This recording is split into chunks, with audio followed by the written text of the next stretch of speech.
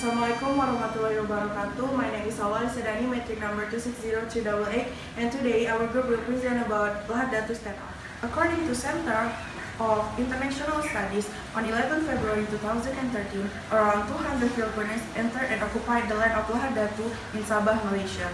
This make the tension between Malaysia and Philippines become higher, and the conflict of security also become the more important aspect in this issue. For countries, Malaysia and Philippines have been claiming this area of northern Borneo since the 17th century, and also on 2013, the Sultanate of Sulu come to invade the Borneo, especially in Lahad Datu, Sabah, Malaysia. Because Malaysia and Philippines are known for its good relation in economics and also securities, so governments agreed to solve this matter peacefully, and that the government of Philippines forced the gunmen to leave the place without any people being hurt. And then our group will explain how this dispute ended in 23rd March 2013. And also, next I will explain about the liberalist perspective on solving this dispute. Believe that every relation between countries must come with a win-win solution, so that Malaysia and Philippines trying to solve this matter in peacefully, and also have to produce some win-win solutions.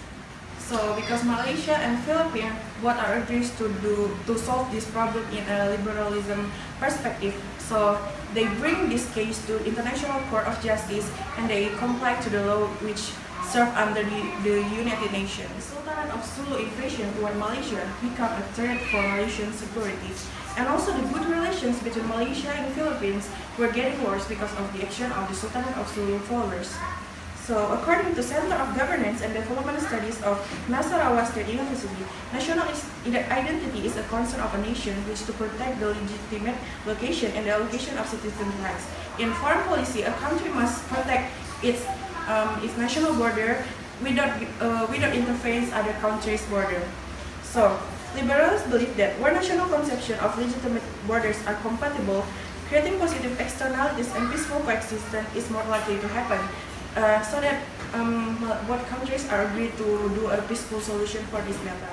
As I mentioned before, that Malaysia and Philippines has a good relation in security and economics matters. So this invasion has complicated the peaceful relation between both countries, so that the President Benigno as Aquino, the President of Philippines, on 26 February 2030, ordered the armed of Sultanate Sulu followers to return to Philippines. They also sent a Navy vessel to the conflict area to return back the armed Filipinos. And the Philippines government also sent some medical equipment to help the people in Sabah, Borneo that has been hurt and killed or attacked by the Filipinos armed gunmen. The Philippines has been coordinating with Malaysian government in solving this matter. Bismillahirrahmanirrahim. Assalamualaikum warahmatullahi wabarakatuh, and hi, my name is AQILAH binti ROHIMI, metric number 261032. Okay, so today I would like to present about details on Lahad Datu Standoff. Okay, Lahad Datu Standoff is an unforgettable and tragic incident that happened in Sabah, Malaysia in 2013. Okay, Lahad Datu Standoff has been such a tragic and unforgettable incident that make many Malaysian feel sad. So I will talk about 6 things which represent 5W and 1H that we usually use to explain about an event. Okay, so what is the 5W and 1H? Okay, first W is what has happened. Second, why did this incident occur?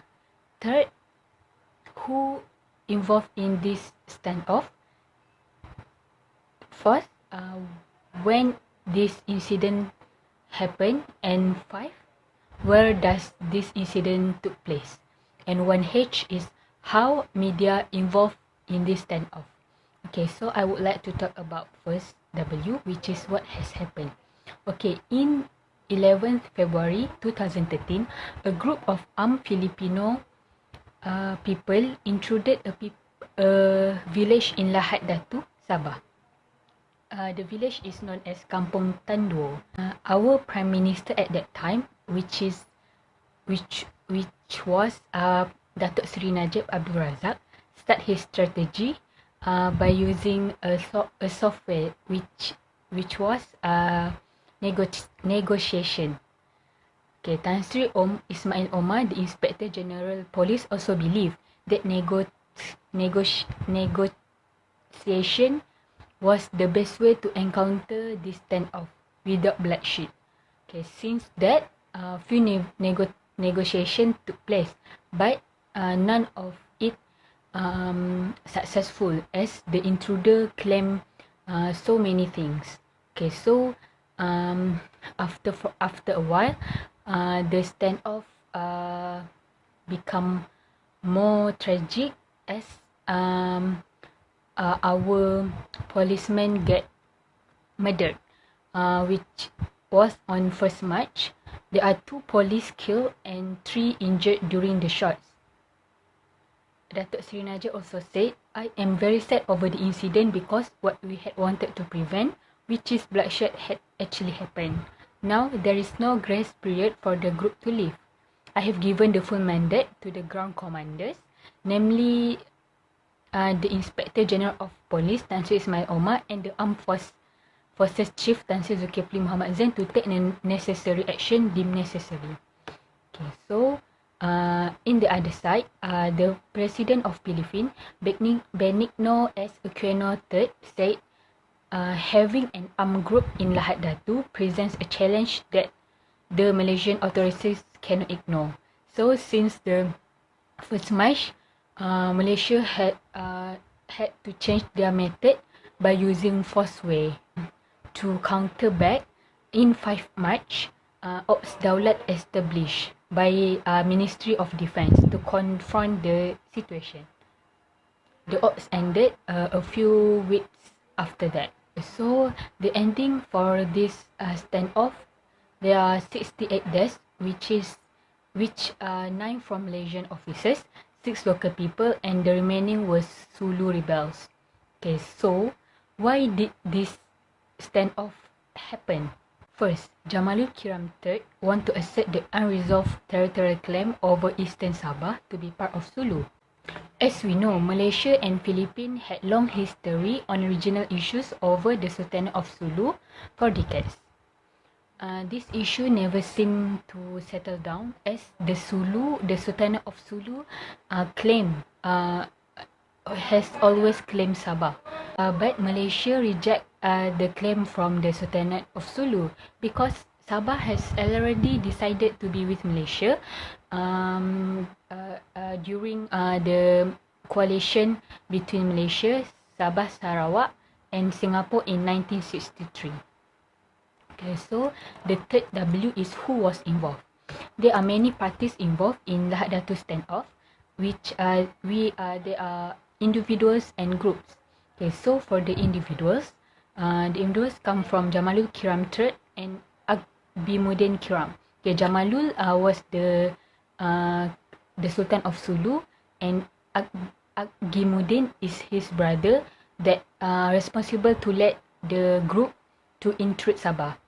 Okay, so the groups represented by leaders from both countries, such as Datuk Seri Najib Abdul Razak, Benigno S. Aquino, the ministers, the Malaysia's ministers, and our Malaysian armies and polices, Sabah locals, and not forgotten Filipino armed group that intrude Sabah. They also claim themselves as the royal forces of the Sultanate of Sulu and North Borneo. When did this standoff happen? This standoff happened between 11 February until 24th March in 2013. The incident started on Monday and ended 42 days later after that. However, the Ops Daulat that began on 5th March only ended on 29 June 2013 and replaced by Eastern Sabah Security Command, ISKOM. So next, the last W is where did this incident took place. Okay, this incident took place in Sabah, in Lahad Datu, Sabah, specifically in Tanduo village. The location is more toward northeast of Sabah. Okay, while the intruders come from Pulau Simunul of Tawi-Tawi in the south of Philippines. Okay, and lastly, how media took part in the incident. As we know, media is the significant or important figure that play important role to inform people about this incident. They are play important role to acknowledge people about this incident and keep updating what is happening in Lahad Datu at that time. Okay, so in a research, there are 4 of the newspapers that cover most of the Lahad Datu standoff, which are Utusan Malaysia, The Star, Sinchu Daily and the Nanban Daily. In the total 446 news, Utusan Malaysia hold 34.1% of all the news. As for the conclusion, everyone play their role to face this incident. We, as a citizen, this incident always had a place in our heart, as we can see how much our soldiers and polices sacrifice their energy, their life to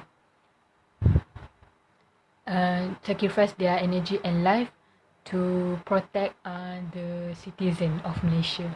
That's all from me. Thank you.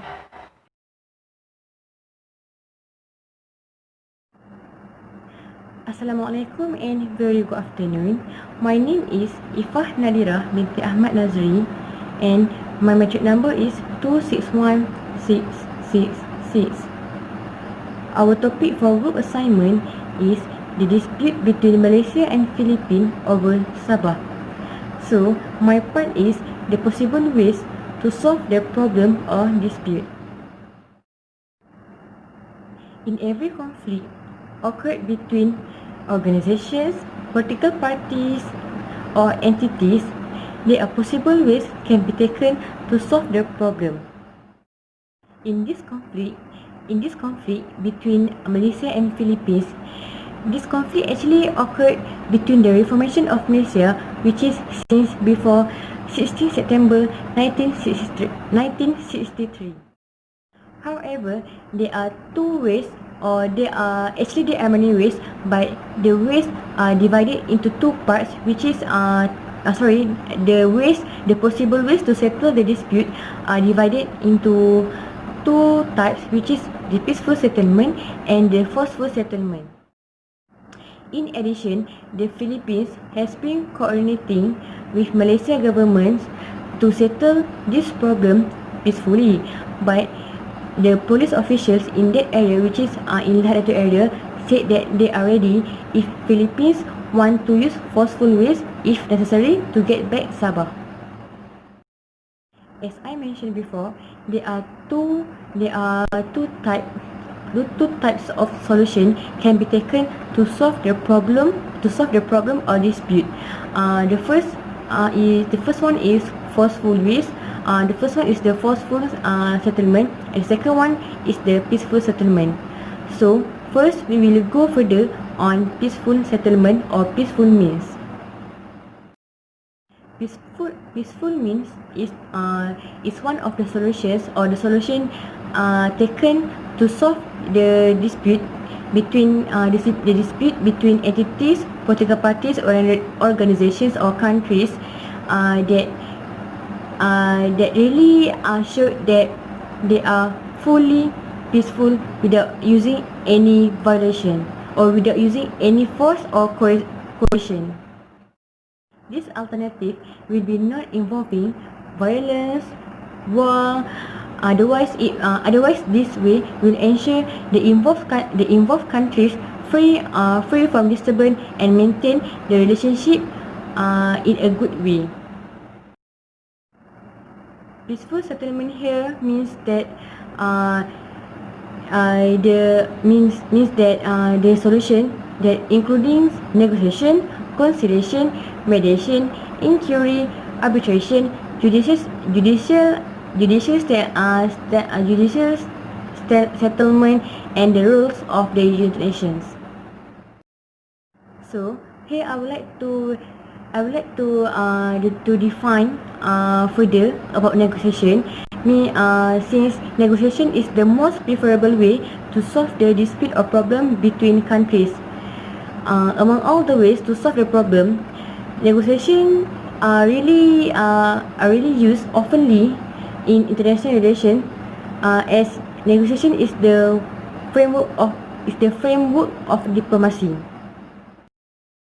Based on my research, negotiation also can be defined as a strategic discussion that resolves an issue in a way that both parties find it acceptable. So, in a negotiation, both parties will be persuading each other, so that both of them will agree with their point. Okay, regardless of the conflict, negotiation very often turns out to be the process that can end the conflict and enable a peaceful settlement. There are two elements that have to be present in order for negotiation to happen, which is common interest and conflict over conflict over interest. So the negotiation cannot be happen if one of the elements absent. For this statement, we can see that the dispute between Philippines and Sabah between Malaysia and the Philippines over Sabah match one of the elements for negotiation, which is conflict over interest. Other than negotiation, we have mediation, arbitration, and conciliation. Both of these three solutions include third party to involve in these ways to solve the dispute. Then we will be moving to the next type of solution, which is forceful settlement. So forceful settlement here means that it's another solution where it involves hard power, violation, coercion towards the opponent parties or countries in order to make the opponent to agree with their point. So this we can see that these are really opposed with the peaceful settlement, which is negotiation.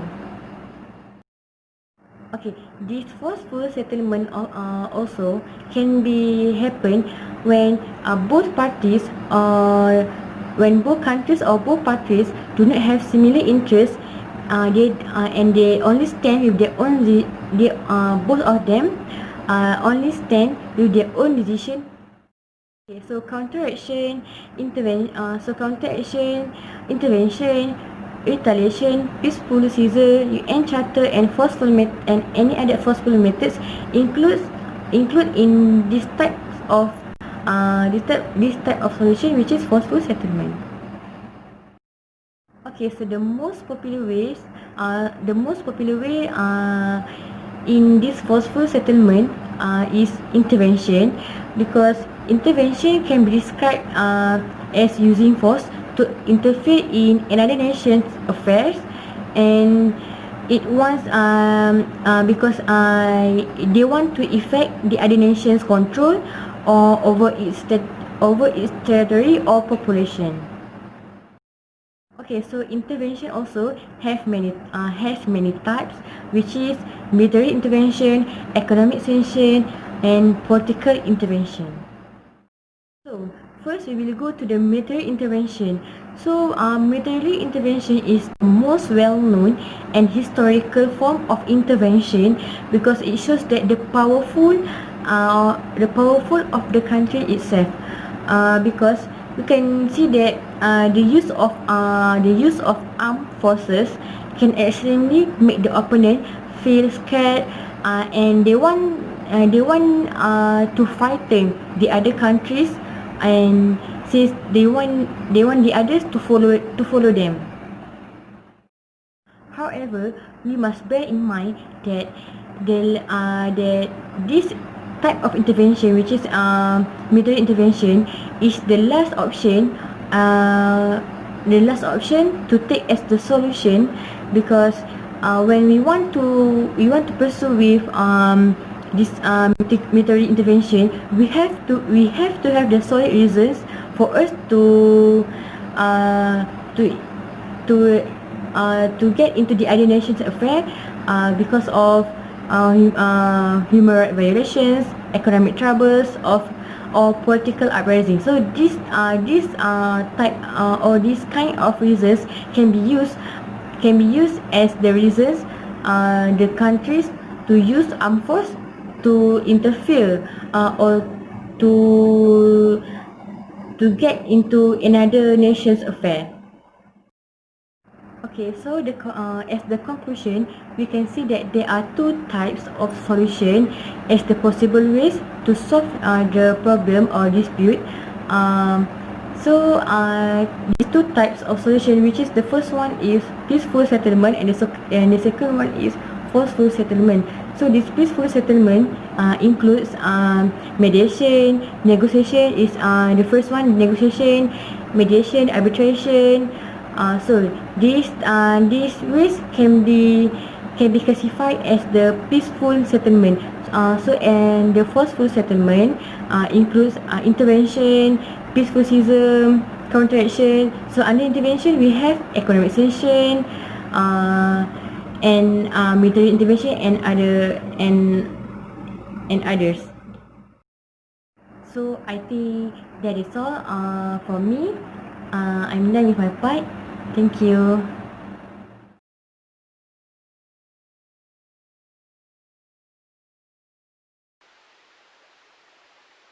Assalamualaikum warahmatullahi wabarakatuh.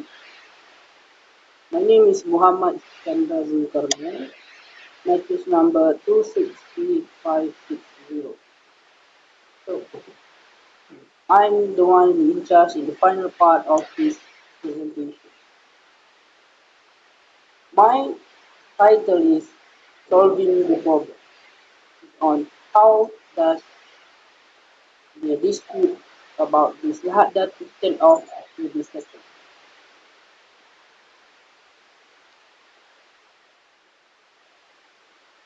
First of all, let me clarify to viewers about the judicial settlement. According to United Nations, that every dispute, international dispute, must be settled in a peaceful way. Judicial settlement is a settlement of dispute between states by an international tribunal in accordance with the rules of international law. The international character of the tribunal is in both organization and its jurisdiction. International tribunals include permanent tribunals, such as the International Court of Justice and the International Tribunal for the Law of the Sea.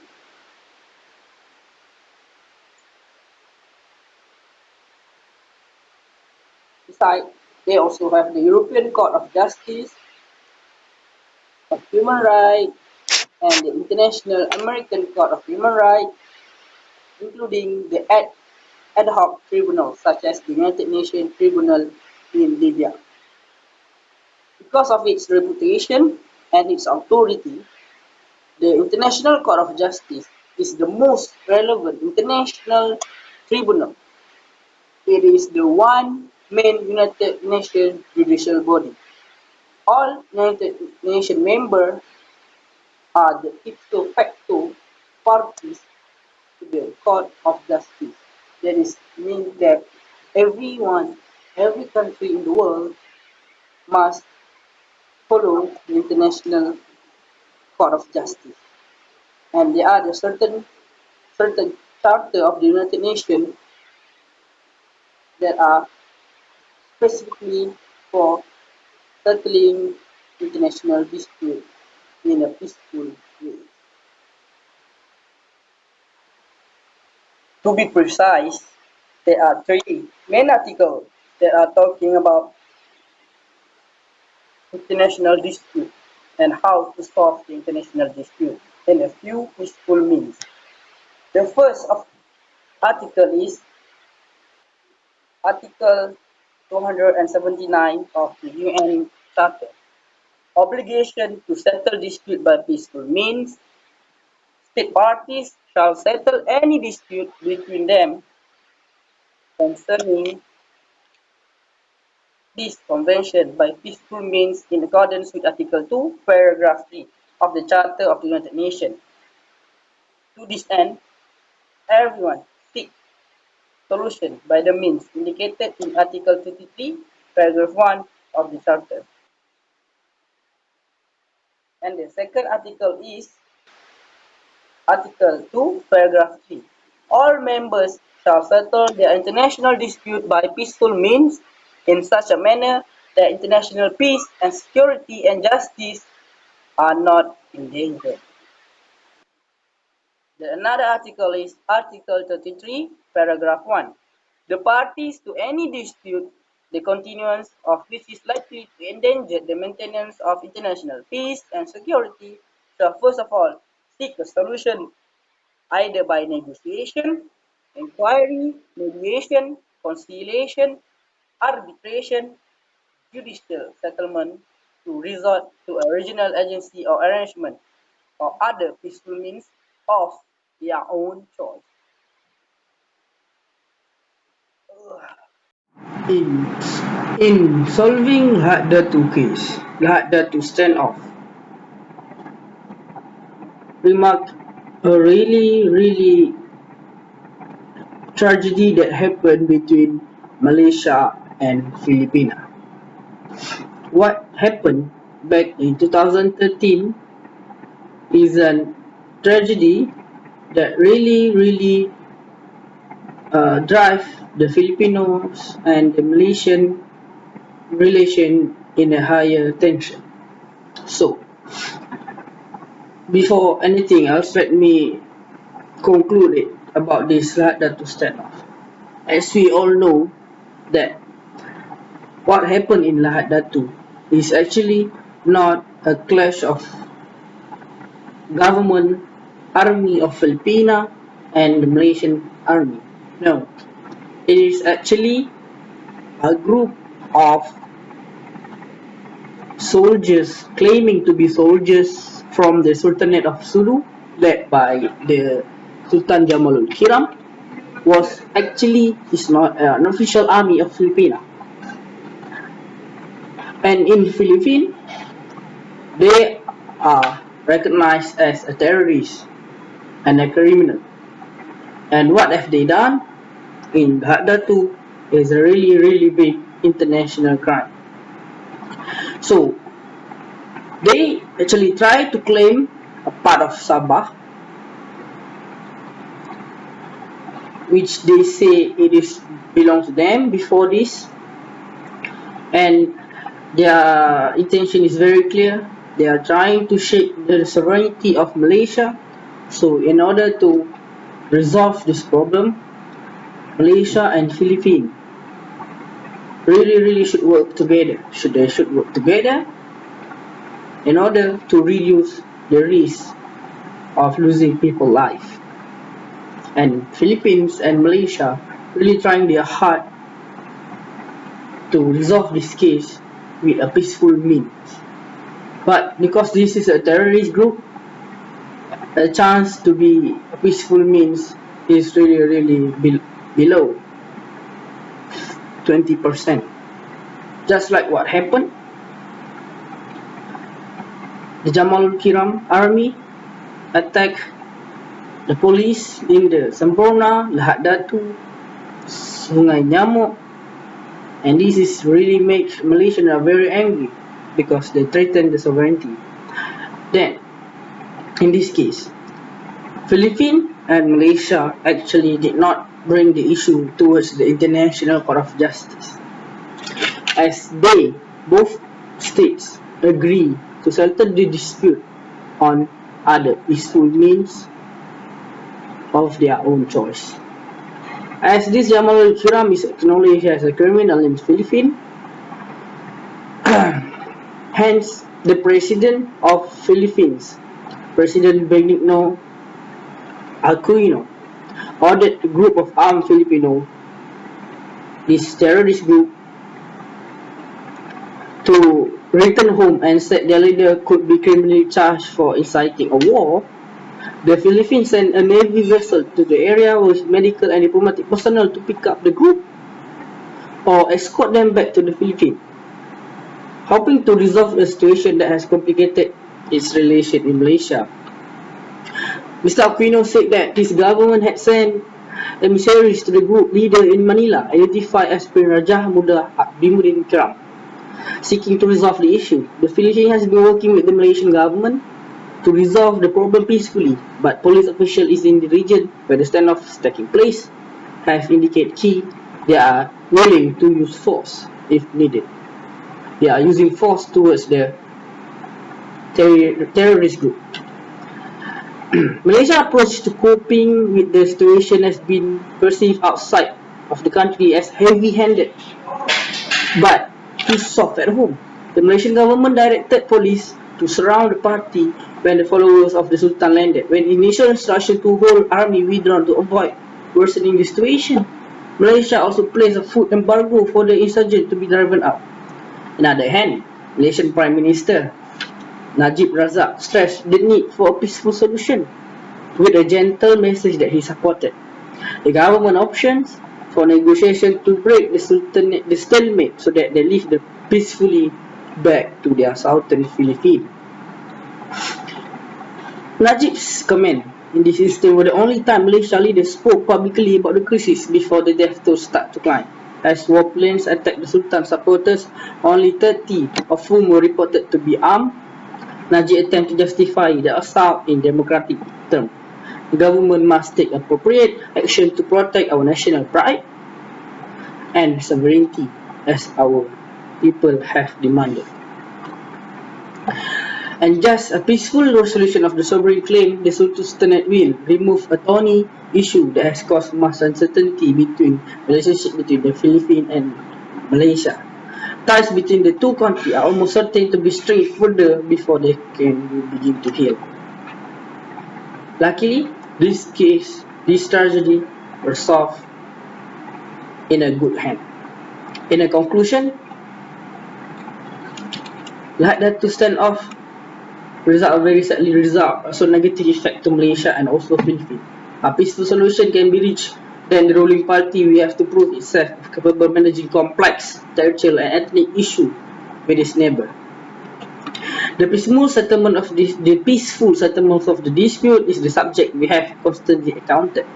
Therefore, the disagreement is everywhere, but not what is natural, but at least the intimate, where the importance of international law rules can be calculated. Even though there is no intervention of the ICJ, but Malaysia and Philippines really abide the law of international law in order to resolve this terrorist issue on their own hand. By choosing a political settlement, it is possible to deal with the whole dispute in all aspects, including the political, psychological, and financial aspect. The International Court of Justice actually is not going to settle the political aspect by the dispute according to the spectrum we want. So that's why Philippines and Malaysia resolve this issue together with an agreement so that they both can get a really good outcomes and in order to pursue a better ties between Philippines and Malaysia. That's all from us. Thank you.